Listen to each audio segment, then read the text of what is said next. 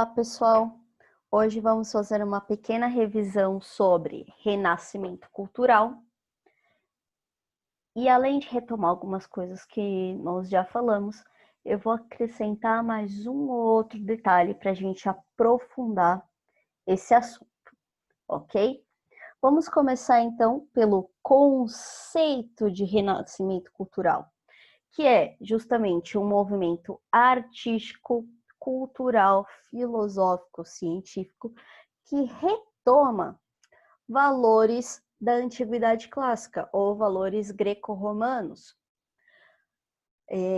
Eles fazem isso porque acreditavam que lá, aquele período da Grécia Antiga, de Roma Antiga, tinha sido um período muito bom de desenvolvimento, diferente do período anterior ao Renascimento, que foi a Idade Média, onde teria existido trevas, obscurantismo, pouquíssimo desenvolvimento, um período de atraso. Isso é o que os renascentistas acreditavam. E aí eles querem renascer esses valores como o antropocentrismo e o racionalismo. Antropocentrismo, o homem no centro. Então, para o antropocentrismo, o homem está no centro das preocupações. O homem ele é responsável pelas suas ações.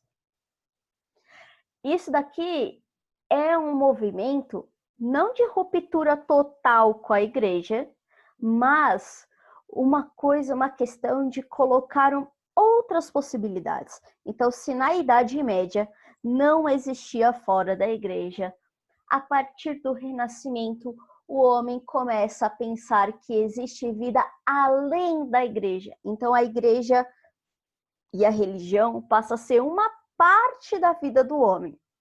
Mas ele tem muitas outras coisas para pensar, para ser também. E aí o racionalismo também justamente vai romper com essa questão religiosa também, de dizer, por exemplo, se está na Bíblia é verdade e ponto final. Agora vamos experimentar as coisas, vamos buscar a partir da razão a explicação para as coisas. O Renascimento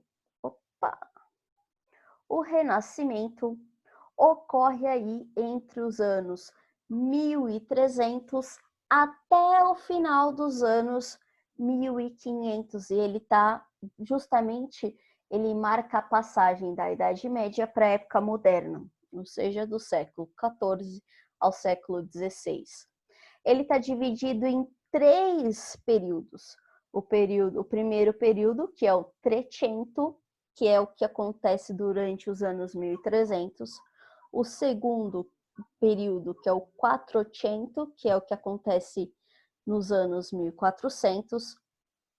O terceiro período, que é o Cinquecento, que é o que acontece nos anos 1500, que é o auge, quando vai aí mais ou menos entre o Quattrocento e Cinquecento, é quando a gente vai ver aí os principais pintores, artistas, é quando então eu tenho o auge e é quando o Renascimento se expande, ele sai da Itália. E a gente vê que Florença, na Itália, é o berço desse movimento, é onde ele começa praticamente. Porque primeira coisa, na Itália a gente tinha cidades, a gente não tinha um rei centralizando o poder, como é típico do final da Idade Média e acontece em outros lugares.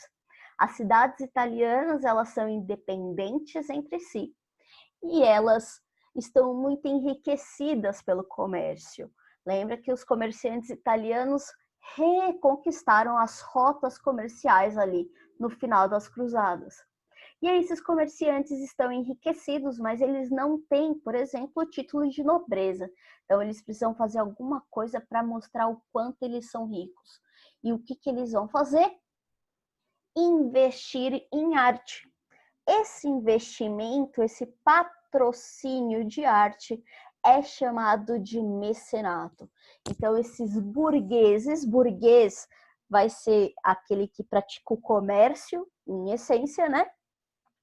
eles estão enriquecidos e vão usar a arte como uma forma de nobilitação, de se tornar nobre. Então você não, você vai ver lá o comerciante italiano e ele não vai ser importante porque ele tem aquele título de Lord, Sir. Ele vai ser importante porque na casa dele vai ter muita obra de arte que ele pagou. E ele vai pagar artistas para fazer essa arte. E essa arte, então, ela vai ter algumas características. Uma que a gente pode começar a falar aqui é a ideia de arte pela arte.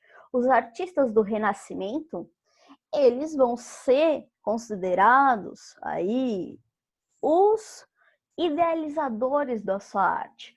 Lá na Idade Média, eu não tinha simplesmente artistas e cada um fazia as coisas conforme a sua própria visão de mundo. Eu tinha grupos que se reuniam nas corporações, e aí algumas pessoas encomendavam, então a igreja falava assim, olha, eu quero um altar para essa igreja, que precisa ter tais e tais santos, e eu quero utilizar tais e tais cores. É mais ou menos o que a gente vê com design hoje em dia. Só que com o Renascimento, vai falar assim, não, eu quero uma obra do Michelangelo, porque eu gosto da forma que ele pinta. Então, o Michelangelo e vários outros artistas, eles vão pintar porque eles vão colocar na pintura a sua própria visão de mundo. Não é como era antes. E essas ideias, elas expressam as ideias do período, que é o antropocentrismo, o racionalismo, mas também aqui o humanismo e o cientificismo.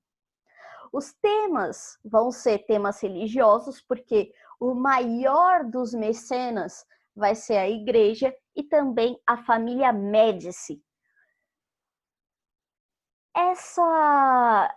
Esse se dedicar às artes vai trazer várias técnicas novas, né? Então, por exemplo, a perspectiva e profundidade. Se vocês lembrarem, nas obras da Idade Média, você pouco consegue diferenciar o que está na frente, o que está atrás, fora a questão do realismo. Então, as imagens, elas não representam realmente como se fossem cópias, né, daquilo que é real, diferente do Renascimento, onde a gente vai ter um forte realismo. E esse realismo foi muito possível graças ao estudo da anatomia. Então, os corpos antes eram sagrados, digamos assim, e tinham que ser enterrados, segundo a igreja. Eu não podia abrir, não podia estudar. Os renascentistas vão começar a fazer isso, mesmo que de forma escondida, tá? E eles vão começar a entender as proporções do corpo, o que tem dentro, vão observar as veias, e aí a gente vai ver justamente todos esses pequenos detalhes sendo representados nas esculturas e nas pinturas. Esses renascentistas, então, como eles vão produzir muita coisa para a igreja, obviamente eles não vão romper totalmente com a igreja. A religião vai ser mais uma forma de ver o mundo, uma das verdades, não mais a única. E aí a gente entra no que é mais novo aqui para a gente, mas também muito importante, que é a ideia de humanismo.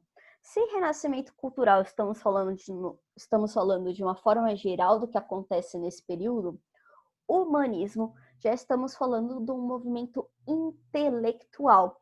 Esse movimento intelectual de filósofos, ele vai incorporar todas essas ideias que estão no mundo nesse momento. E esses humanistas, uma das coisas, por exemplo, é que eles vão pegar a Bíblia e não vão mais ver a Bíblia como a única verdade, uma verdade absoluta. Eles vão olhar para a Bíblia como um documento histórico. Então, assim, olha, a Bíblia foi escrita por pessoas há mais de 1000 anos E elas tinham ideias daquele período, então a Bíblia também tem ideias daquele período. Até que ponto temos que trazer para hoje todas as ideias que estão na Bíblia? Até que ponto não podemos trocar palavras, por exemplo, né? Situações. Então, eles vão levar em consideração que o período que a Bíblia foi escrita vai interferir no que foi escrito nela, né? Até porque ela não foi escrita por Jesus. Então, os humanistas vão valorizar muito a ideia da ciência, o cientificismo, que a ciência, então, ela está nascendo aqui com o renascimento cultural também. A ideia de buscar, experimentar, provar, né? E aí o cientificismo é uma nova forma de ver o mundo, que incorpora o antropocentrismo e o racionalismo. E aí a gente vai ter que o Leonardo da Vinci, ele representa o ideal humanista.